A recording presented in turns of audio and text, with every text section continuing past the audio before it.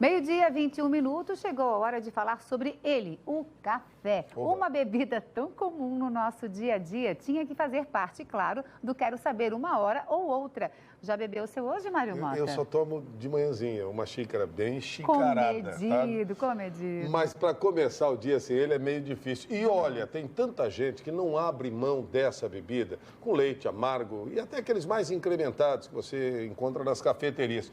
A Betina está aqui e promete tirar suas dúvidas sobre o café. Cafezinho, cafezão. Betina, desde ontem, muitas dúvidas a partir da chamada que foi para o ar já chegaram e nós vamos começar com uma no telão. Olha aqui. Bem-vinda, Bê. Pamela de Floripa, meu namorado toma muito café toda hora. É prejudicial à saúde ou pode ser prejudicial à saúde? Pode ser sim, Pamela. A partir de 4 xícaras por dia, mais ou menos 800 ml de café, começam a aparecer principalmente os erros e a concentração também diminui. Está associado ao aumento de risco de doenças. Então, limite-se até 4 xícaras ao dia, que aí previne várias doenças, inclusive doenças crônicas, como o diabetes, ajuda também na diminuição de doenças cardíacas e vários tipos de câncer. Mesmo sem açúcar? Mesmo sem açúcar, Diabetes? Mário. Poxa. Mas interessante que no paciente diabético ele precisa tomar o café sem açúcar, Sem sempre, açúcar, né? beleza. A xícara é de quanto? 200 ml? 4 Em xícaras? torno de 200 ml a xícara. Ok. Depois da Pamela vem a pergunta da Lenita, também da capital. Eu consumo em média 3 canecas de café diariamente. Uso o pó de café passado e do solúvel. Minha pergunta é, quais os benefícios de um e de outro e se tem algum malefício para a saúde? Comparando o café passado com o café solúvel, é mais interessante o café passado. O café solúvel, ele acaba tendo uma diminuição de um nutriente mais importante do café, que é o ácido clorogênico. O café é muito rico em ácido clorogênico e parece que é essa substância que, inclusive, tem sido associado num estudo que foi publicado este ano no processo de emagrecimento. Quanto menos torrado o café, mais ácido clorogênico e o café, ele na forma do grão e também ele passado, vai ter um teor melhor e maior desse ácido clorogênico. Então, evite o café solúvel e use mais o cafezinho passado. Muito bem. Os malefícios, ela tocou na resposta anterior, eu acho que dá para encaixar bem aí. Sara de Monte Carlo lá pertinho de Fraiburgo. Eu tomo uma xícara de café pela manhã, depois do almoço e à tarde, mais uma depois da janta. Manhã, depois do almoço, à tarde, 4. Isso pode afetar a minha saúde, em especial o meu estômago? Pergunta a Sara.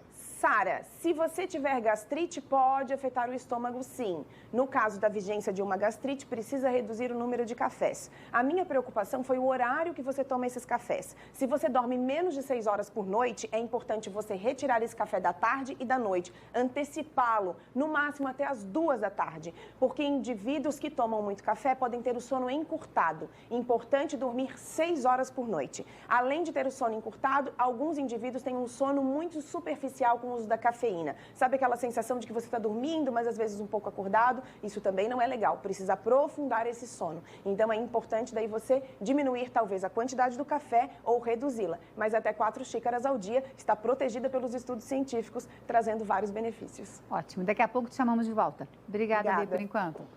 Sai Leandro Puchalski, vem a Betina Moritz, porque seguimos agora para mais perguntas do Quero Saber, hoje falando sobre o nosso cafezinho, Mário Mota. Tema interessa a muita gente. Temos mais dúvidas no telão. Vamos lá? Valéria, Florianópolis, procede a informação de que tomar café ajuda a emagrecer? Você já deu uma dica no comecinho aí, hein? Já sim, Valéria, procede essa informação.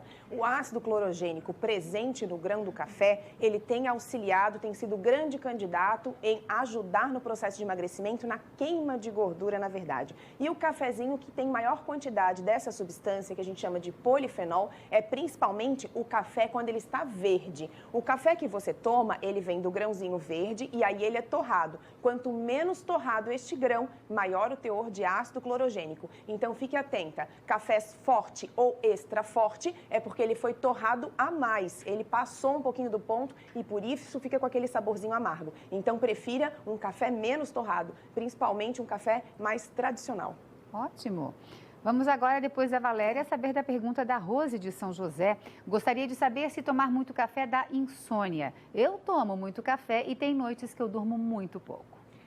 Rose, tem total relação. Existem 2 alterações genéticas que podem acontecer em você. Uma, você metaboliza lentamente a cafeína e por isso não deveria tomar cafeína a partir do meio-dia. E a segunda, tem pessoas que têm uma resposta ansiogênica à cafeína. Se você tiver uma resposta ansiogênica à cafeína, significa que você acumula menos uma substância chamada adenosina, que é responsável pelo tempo de sono. E aí é importante você se limitar a em torno de 100, no máximo 150 miligramas de cafeína, que seria uma xicrinha de café com cafeína, o restante pode ser usado descafeinado. Mais uma pergunta depois da Rose, a Patrícia, aqui da Palhoça. Eu tenho um neto de 1 ano e 4 meses, ele gosta muito de café e queria saber se faz mal para ele ainda com essa idade.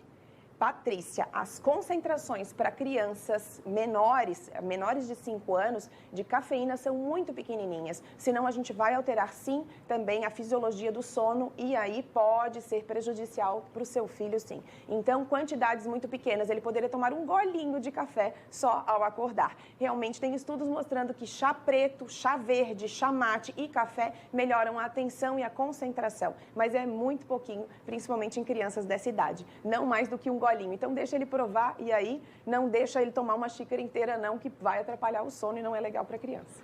Muito bem, Betina, você tem tempo para tomar um cafezinho ali e daqui a pouquinho você retorna para o último bloco conosco. E você já tirou as suas dúvidas sobre o cafezinho? Então se liga nas próximas perguntas que a Betina vai responder por aqui. Estamos falando sobre essa bebida que é tão comum no nosso dia a dia. Seguimos para as próximas dúvidas, Betina. Telão, Newton Tubarão. Sou atleta amador, corredor de rua. Grande Newton. Gostaria de saber se tomar uma xícara de café antes de um treino ou prova poderia ajudar a melhorar o meu desempenho. Se ajuda, quanto tempo antes da prova eu devo tomar para fazer o efeito? Newton, os estudos mostram que sim, a cafeína pode ajudar a você correr melhor e ficar mais disposto. Então, ela pode auxiliar nesse recurso que a gente chama de um recurso ergogênico, né? Ajudando no seu potencial. 30 minutos antes do treino, você deve tomar esse seu cafezinho. Alguma medida? A quantidade máxima diária deveria ficar em 400 miligramas de cafeína, então não deveria passar dessa concentração. Como ele vai correr, acredita-se que uma xícara por causa do volume, né? Perfeito. Isso vai dar em torno de 150, dependendo do tipo de café, Laine, pode chegar a 300 miligramas. Existem 2 tipos de café que são produzidos, que é o arábica e o robusto. O robusto acaba tendo mais cafeína, mas o arábica é o mais produzido. Perfeito.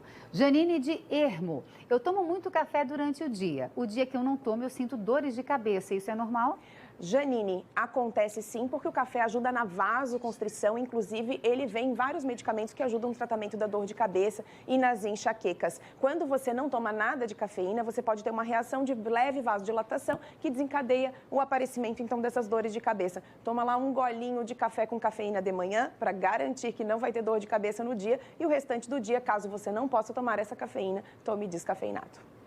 Mais uma pergunta no telão. Depois da Janine, vem a Gabriele, aqui de Floripa. Existe alguma diferença significativa entre o café moído na hora e o café industrializado, esse que a gente compra no mercado, embalado a vácuo ou não, por exemplo? Gabriele, principalmente os contaminantes. Então, quando se faz uma análise do que tem no pó, sempre tem outros contaminantes, principalmente o milho é muito encontrado. Já encontraram até um pó, inclusive, de pneu dentro dos cafés como contaminante. Inclusive, até foi proibida essa marca de café. É importante, então, se você comprar e tiver essa chance de moer o grão em casa, é sempre muito mais saudável. Betina, nós encerramos o papo sobre o café, mas você tem mais uma informação, porque na semana passada falamos sobre anemia e muita gente perguntou sobre o uso da panela de ferro. Você quer complementar uma informação? Sim, Laine, eu disse que não tinha visto estudo, mas essa semana vi um estudo onde cozinharam 4 refeições para crianças com panela de ferro e essas crianças tiveram uma recuperação de 16% nos valores do ferro sérico e ainda 7% na hemoglobina, ajudando no tratamento aí da anemia. Então, talvez seja interessante para crianças que têm um baixo consumo de ferro, cozinhar na panelinha de ferro, sim, Laine. Boa e dica, aí foi um único estudo, foi desenvolvido com crianças da Índia. Ótimo, obrigada pelas dicas mais uma vez. Nos vemos na quarta-feira que vem. Muito obrigada, Boa até lá. semana, Bê. Obrigada, querida.